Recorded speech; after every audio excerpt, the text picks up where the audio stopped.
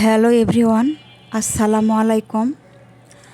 আশা করছি সবাই ভালো আছেন, যে যেখানে আছেন। আমরাও ভালো আছি আলহামদুলিল্লাহ। আমি জুবাইদাস ব্লগিংয়ের জুবাইদা, সবাইকে ওয়েলকাম করছি নতুন দিনে নতুন আরও একটি ব্লগ ভিডিওতে। আশা রাখছি বরাবরের মতো আজকের ভিডিও ভালো লাগবে সবার কাছে।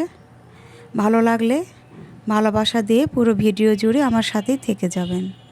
যারা চ্যানেলটি সাবস্ক্রাইব করেননি তারা প্লিজ আমার চ্যানেলটি সাবস্ক্রাইব করে দিবেন।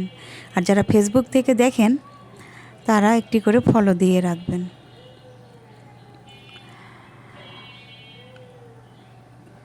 প্রায় ভিডিও আমি দেখি এখন সেভিংস নিয়ে অনেক কথা হয়। আমরা কিন্তু সবাই সেভিংসটা খুব পছন্দ করি এবং সেভিংসের ভিডিওগুলো দেখতেও কথাগুলো শুনতেও কিন্তু খুব ভালো লাগে। আমিও অনেক ভিডিও দেখি, আমারও খুব ভালো লাগে।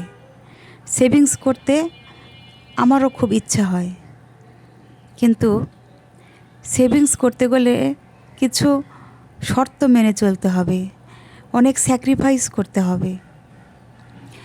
আর প্রথমত বলতে গেলে এটাই বলতে হবে যে সেভিংস করার অর্থই হচ্ছে স্যাক্রিফাইস করা। যদি আমরা স্যাক্রিফাইস করতে পারি তাহলে কিন্তু আমরা সেভিংস করতে পারবো। তাহলে কথাটা দাঁড়াচ্ছে যে সেভিংসের পূর্ব শর্তই হচ্ছে আমাদের ভালো লাগা জিনিসগুলোকে দূরে ঠেলিয়ে দিতে হবে। কারণ বাজারে গেলেই অনেক ভালো লেগে যায় অনেক জিনিস। কিছু জিনিসের প্রয়োজন আছে, আবার কিছু জিনিসের হয়তো তেমন কোনো প্রয়োজন নেই, না নিলেও চলবে।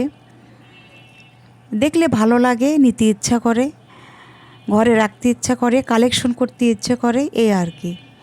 এ কারণেও কিন্তু আমরা অনেক সময় বাইরে গেলে অনেক কিছুই নিয়ে থাকি।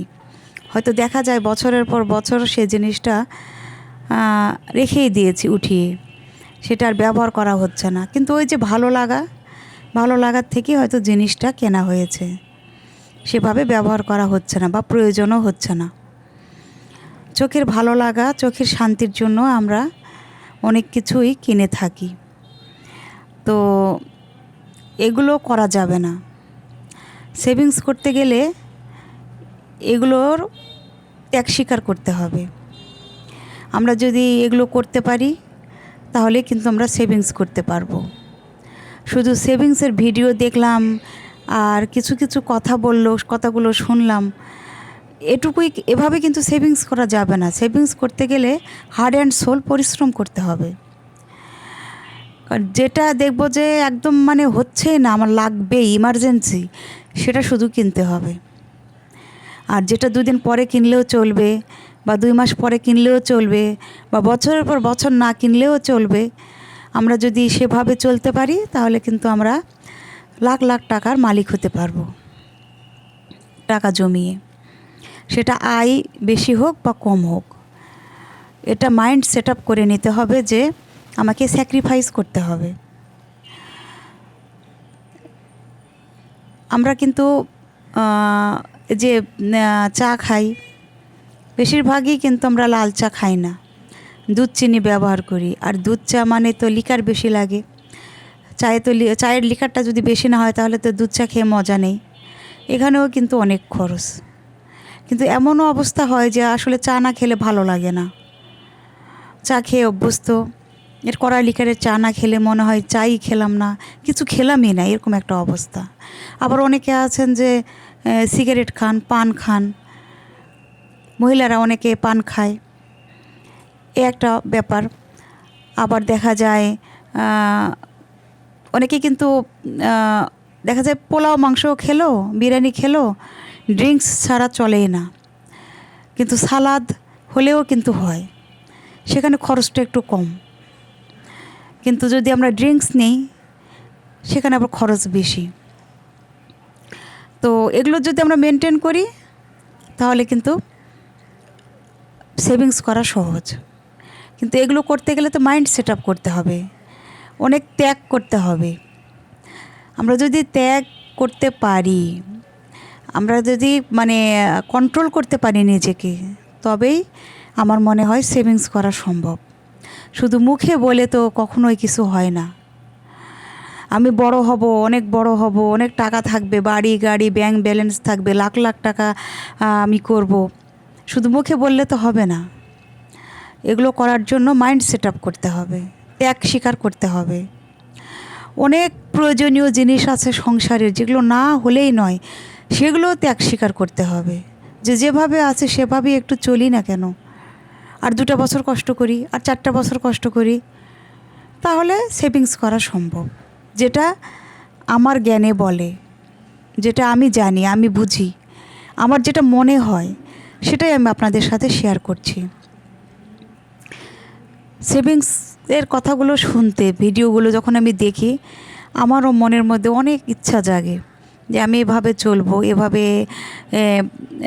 টাকা পয়সা জমাবো। কিন্তু যখন বাজারে যাই, তখন মনে হয় বাজারের চিত্রটা দেখলে কেমন যে লাগে। সেভিংস তো দূরের কথা, মনে হয় যে যা আয় আছে তার চাইতে আরও বেশি পরিমাণে ব্যয় হয়ে যায়। অনেক সময় দেখবেন যে 500 টাকা খরচ করে অনেক কিছু বাজার করা যায়, অনেক ব্যাগ ভর্তি বাজার করা যায়। কিন্তু মাঝে মাঝে দেখবেন একটা ব্যাগ ভর্তি করতে গেলে 5,000 টাকায়ও কিন্তু ব্যাগটা ভর্তি হয় না। কারণ কি? কারণ মাঝে মাঝে আমাদের উচ্চাভিলাষী, উচ্চাকাঙ্ক্ষা, আমাদের চাওয়া পাওয়াটা একটু বেশি হয়ে যায়। তখন কিন্তু ওই যে 5,000 টাকা দিয়ে আর ব্যাগ ভর্তি হয় না। এই হচ্ছে অবস্থা। তো সেভিংস করতে গেলে আমাদেরকে 500 টাকা দিয়ে ব্যাগ ভর্তি বাজার করে নিয়ে আসতে হবে, তাহলে সেভিংস করা সম্ভব। কিন্তু ব্যাগ ভর্তি হবে না, কিন্তু আমাদের 5,000 টাকা খরচ হয়ে যাবে, তাহলে কিন্তু সেভিংস করা যাবে না। অনেক কথাই বললাম, তাই না? কেউ কষ্ট পেলে প্লিজ ক্ষমা সুন্দর দৃষ্টিতে দেখবেন, ঠিক আছে? রান্না করে নিচ্ছি চিংড়ি মাছ।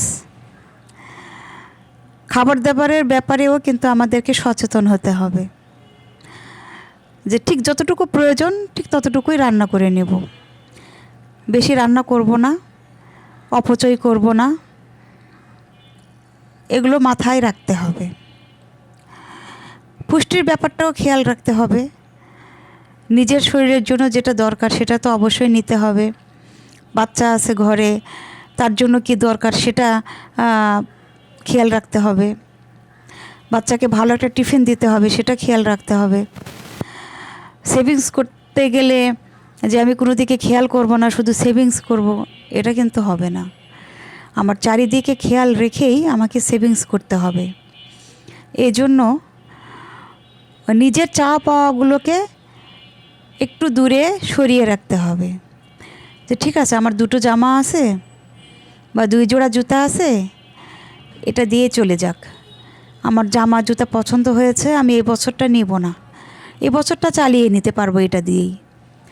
ঠিক এই জিনিসগুলো যদি আমরা মনে রাখতে পারি, মনে মধ্যে গেঁথে নিতে পারি যে আমরা এভাবেই চলবো, তাহলে কিন্তু ঘরে বসেও আমরা সেভিংস করতে পারবো।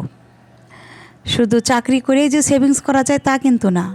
এমন অনেকে আছে ঠিক যতটা আয় হয় ততটাই ব্যয় করে, আবার অনেক সময় ব্যয়ের পরিমাণ একটু বেশি হয়ে যায়। তো এটা আসলে নিজের উপর নির্ভর। আর সবথেকে বড় কথা হচ্ছে, আমরা যাই ইনকাম করি না কেন, যেটুকুই আমাদের আয় আসুক না কেন, আমাদেরকে প্রথমেই আয় থেকে মানে আমি কতটুকু সেভ করতে পারবো বা সেভ করা সম্ভব, বা একটু কষ্ট করলে আরও কতটুকু করা সম্ভব, ঠিক সেই পরিমাণ টাকা আমরা প্রথমেই সরিয়ে রাখবো। যদি প্রথমেই রাখতে পারি যে আমার এইটুকুই বেতন, এটা দিয়ে আমাকে চলতে হবে, তাহলে কিন্তু টাকা জমানো সম্ভব। ভেবে নিতে হবে যে আমার এটাই বেতন, এভাবে আমাকে চলতে হবে, আর আমি বাকি যে টাকাটা রেখেছি সেটা আমি পাইনি, সেটা আমার কাছে নেই, কোনো অবস্থাতে এটা বের করা যাবে না। তাহলে টাকা জমানো সম্ভব। আর আমার টাকা কিন্তু আমার ঘরেই থাকবে, কাউকে আমি দিবও না, কেউ মানে কারো কাছে আমি চাইবও না। এই মন মানসিকতা থাকতে হবে যে বিপদে যেন নিজের বিপদে নিজেই উঠে দাঁড়াতে পারি, নিজেকে যেন নিজে হেল্প করতে পারি, এই আর কি। তো যাই হোক, এই যে চিংড়িটা রান্না করে নিচ্ছি। চিংড়ি আমার ছেলের দুজনের খুবই পছন্দ, খুব মজা করে আমরা খাই, ভালো লাগে। তো আজকে দুপুরে এটাই খেয়ে নেব ইনশাল্লাহ। তো সবাই ভালো থাকবেন, দেখা হবে পরবর্তী ভিডিওতে। আসসালামু আলাইকুম।